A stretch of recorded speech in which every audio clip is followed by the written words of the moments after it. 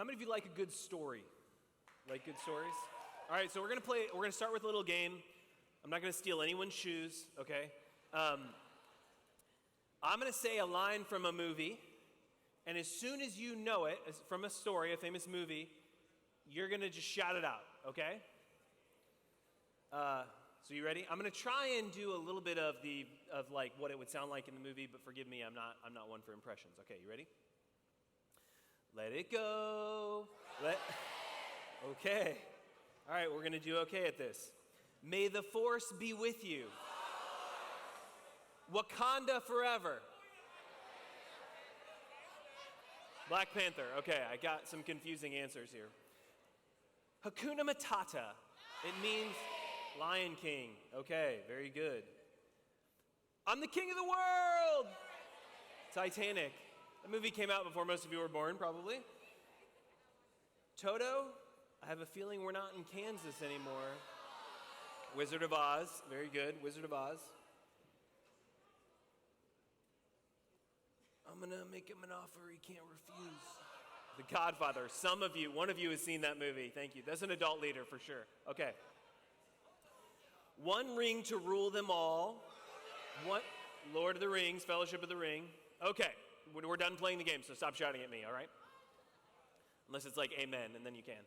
So we love these stories, right? We love the stories that entertain us and they inspire us and they move us. And so we love these stories, but we got to wonder, like, what is it about these stories that so captures our imagination? Why is it that we love them so much? Well, there was this literary theorist, a guy named Joseph Campbell. He wrote a famous book called A Hero with a Thousand Faces. And in this book, he argued that all stories, every story from every movie you've ever watched to every book that you've ever read to the longest epic of Homer and the Odyssey and the Iliad to even a short joke, they are all the same story. This is what he said they were. Every story is about a hero's journey. That was his argument. And now it could be a journey to a physical place. Frodo taking the ring to Mordor, right? This is a movement, an outward journey from one place to another, or it could be an inward journey, a discovery of who you are and where you come from. Simba in The Lion King goes on an inward journey to discover if he really is the king, right? And so he argued, I don't know if he's right, but the fact that you made mention of all these movies that you've seen, some of you clearly have seen these movies, the people who make these movies have taken Campbell's argument and they use it to inform how they construct movie scripts from the very beginning, because they're about the hero's journey. Well, I think one of the obvious questions that you want to ask in light of that is like, well, what's a hero? And why do we care about the hero's journey? Well, on some level, Joseph argued we care about the hero's journey because for all of us, on some level, in some way, we also are on a journey. We're discovering who we are, or we're figuring out where we're going next, or we're trying to figure something out. And the point of the hero, what the hero does, what defines a hero is not someone that has a superpower, right? That's not what Campbell meant by a hero. For Campbell, a hero was someone who was willing to sacrifice for something that really mattered. And so the question that every hero has to answer, the thing that you have to discover along the hero's journey is what is worth sacrificing for? What's worth undergoing difficulty and strain and strife? Why agonize to accomplish this goal? What is worth the hero's journey? I don't know if Campbell was right, but I think it's an interesting argument that we are on a journey, and so we identify with the hero's journey. I love good stories, and Jesus loved good stories too. We're going to be, each morning and each evening, you're going to hear one of the stories of Jesus telling a story. And it's a story that you are going to see yourself in. You're going to ask, what's going on here? Now, the thing about stories, and the challenge of my job is that I'm supposed to preach to you from these stories, but the thing about a story is if you explain a story, you ruin it, right? I mean, the whole point of a story is that you get caught up in it, you listen to it, you follow it along, you become a part of it. It's like, it's not the kind of thing that you want to just dissect and cut apart and say, okay, here are the pieces, here are the answers. It's like spoon feeding you, and you aren't children. right? You don't need me to spoon feed you stories. My wife is a children's pastor, and she loves the stories of Jesus, the parables. And when you teach these stories to little kids, you do have to kind of break them up and make them simple and make them clear. And often the definition given for a parable is an earthly story with a heavenly meaning, right? That these stories highlight and illuminate, and they make Jesus' teaching easy to understand. But the thing is, if we pay attention to what Jesus says about his parables, he actually says the opposite. He says the point of a parable is not to make his teaching easy, it's to make it confusing, to make it difficult, to make it hard to follow, to tease out your imagination, to say, wait. So this happened next? You see, parables are what one scholar says, subversive speech. They sneak up on you and they make you ask questions that might lead to uncomfortable answers. That's the point of a parable. Let me illustrate with you from the first parable that we see in the Bible comes not from the parables of Jesus, but from the Old Testament. 2 Samuel chapter 12. Now, what comes right before 2 Samuel chapter 12? 2 Samuel chapter 11. You're right. You guys are doing great. And in 2 Samuel chapter 11, it begins that it was the springtime when the kings go out to war. And so the kings are supposed to go out to war, but David doesn't. King David, the king of Israel, he stays home. He's in his palace, and as his troops are out fighting on the front lines, he decides to wander up to his roof, and he's just surveying all of his land and checking out all that he sees. And then he sees something that he likes, that he's interested in. He sees this beautiful woman, Bathsheba. He doesn't know her name's Bathsheba, but he sees her, and he is interested in getting to know her better. And so he finds out who she is, and he invites her to the palace. One thing leads to another. Bathsheba ends up in his bed. Well, Bathsheba's husband, Uriah, is actually out on the battlefield fighting for David. And so David has betrayed not only his men by not going out to war with them, but he's betrayed this specific man, Uriah, by sleeping with his wife while he's out fighting for David. And then, when David discovers that Bathsheba is pregnant, he's got to cover up this thing that he's done. And so what he does is he calls Uriah in from the battlefield, and his hope is that Uriah will spend the night with his wife, and then Uriah will think that the child is his own, and he'll be able to cover up this thing that he's done. But of course, Uriah has more honor than David and says, hey, I'm not going to go be in my house and have a good meal and be with my wife while my kinsmen, while the men that I fight alongside are out on the battlefield. No, I'm going to sleep at my doorstep because I got to go back to battle. Because he has honor and integrity. And so David's like, okay, what am I going to do? He tries to get Uriah drunk. That doesn't work. And so finally, he sends Uriah back, and he sends Uriah with a message to carry to the front line to his general saying, hey, I want you to put Uriah right at the front where the fighting is the most difficult, where it's the most dangerous. And then at the last minute, when Uriah's fighting, I want you all to back away. And so the general does this, and of course, Uriah dies. And so David does this terrible thing, and then he just makes it worse by adding sin on top of sin to cover up the sin that he's already committed. So then, chapter 12, our first parable, 2 Samuel chapter 12, verse 1. But the thing David had done displeased the Lord. You think? And the Lord sent Nathan to David. He came to him and said to him, there were two men in a certain city, the one rich and the other poor. The rich man had very many flocks and herds. What's he doing? He's telling him a story. The poor man had nothing but one little ewe lamb, which he had bought and brought it up.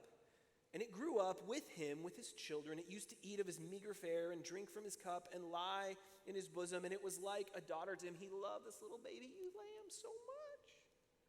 Now there came a traveler to the rich man, and he was loath to take one of his own flock or herd to prepare for the wayfarer who had come to him. But he took the poor man's lamb and prepared that for the guest who had come to him. This rich man with all of these flocks, with all of these herds, with everything at his disposal. And what does he do? He takes the poor man's little lovely ewe lamb.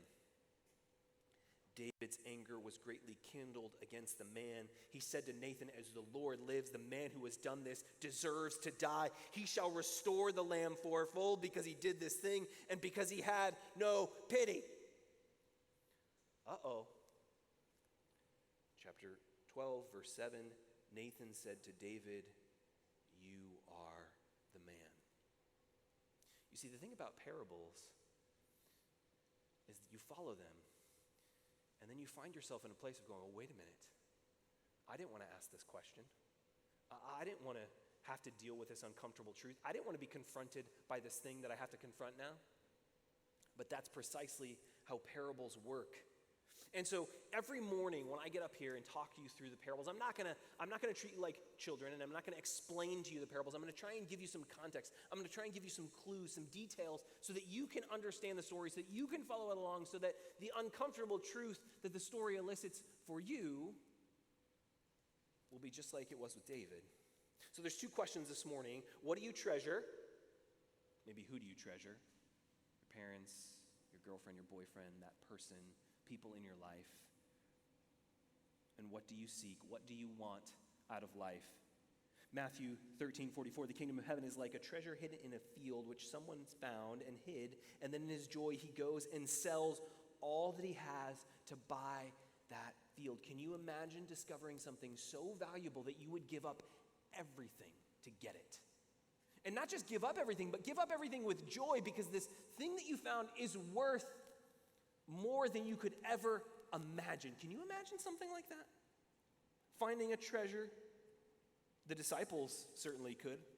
In Matthew chapter 4, Jesus has just begun his ministry. And as he's beginning his preaching, he walked by the Sea of Galilee, chapter 4, verse 18, and he saw two brothers, Simon, who is called Peter, and Andrew, his brother, casting a net into the sea, for they were fishermen. This is their job. This is what they do.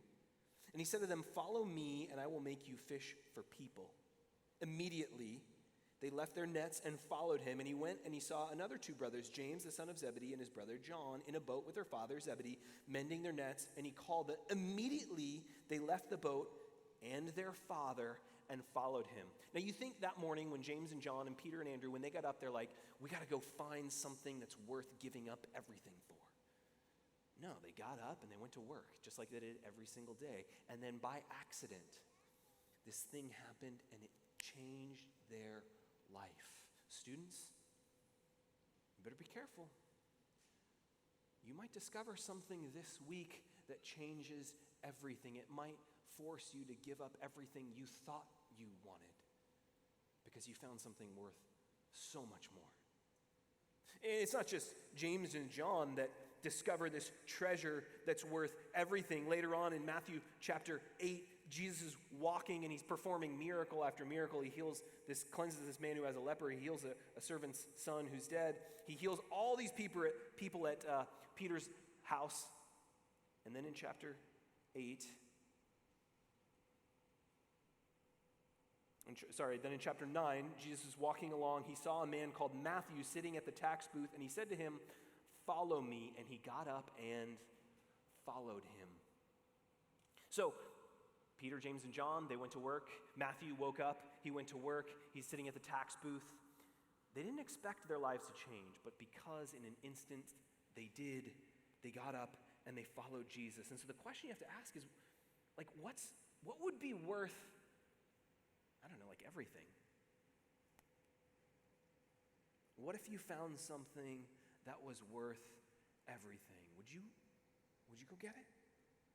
And then he tells a second story, Matthew chapter 13, verse 45. The kingdom of heaven is like a merchant in search of fine pearls. On finding one pearl of great value, he went and sold all that he had, and he bought it. Now listen here. In this story, the guy is on the hunt, right? He's looking for the parable.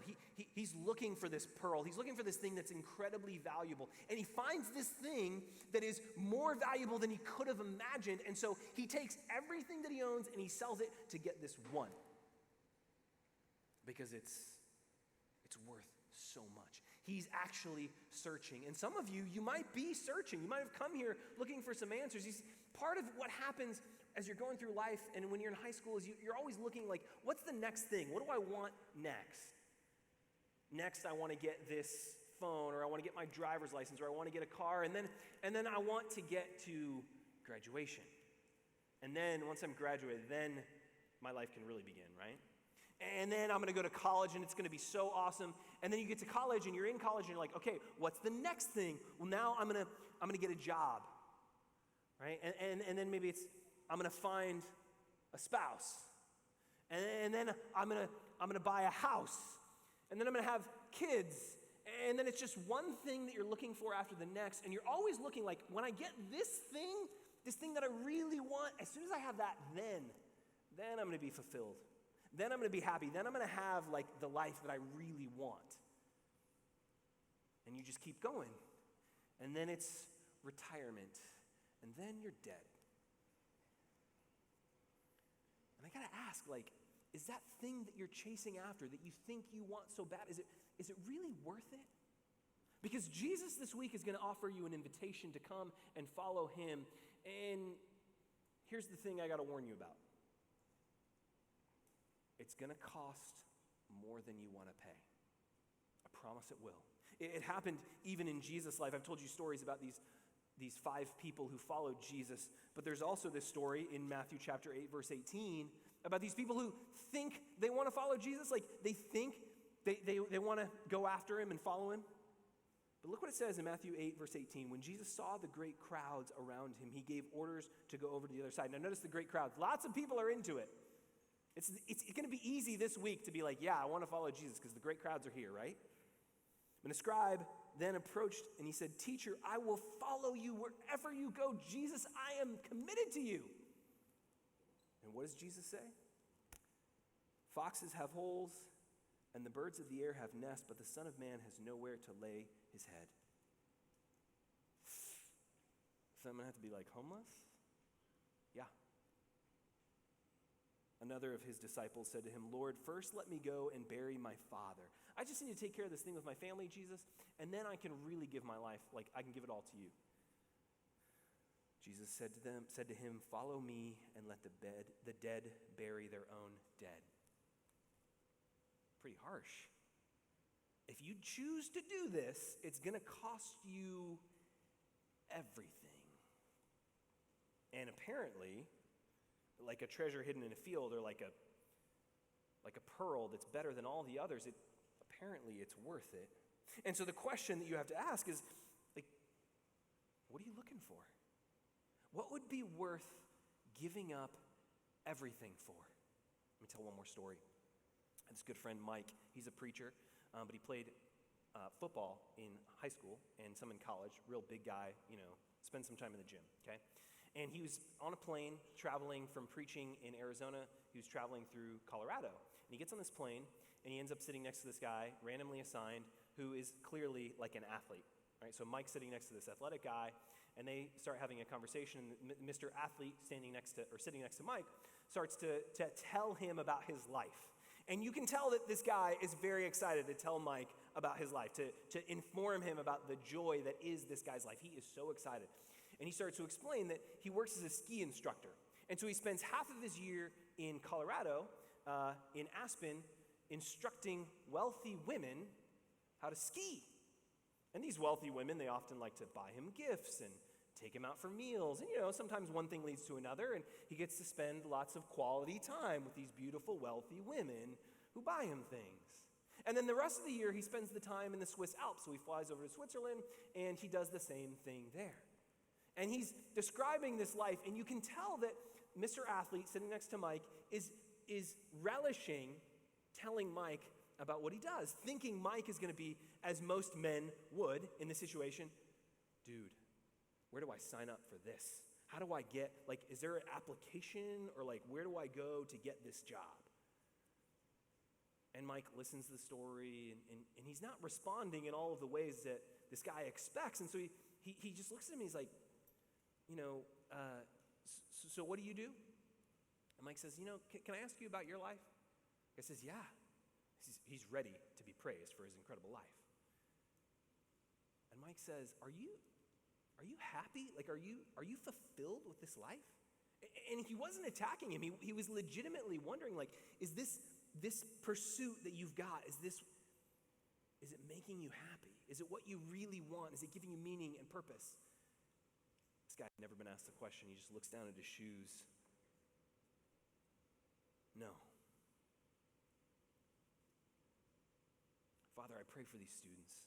I pray that this week they would begin to ask questions about what is worth giving up everything for. What is it in their lives that you're going to call them to give up to follow you? Will they pay that price? Lord, I pray that these students this week, as they're hearing these stories and they're invited to wrestle with these uncomfortable questions, God, I pray that you would speak, that they would listen, and be transformed.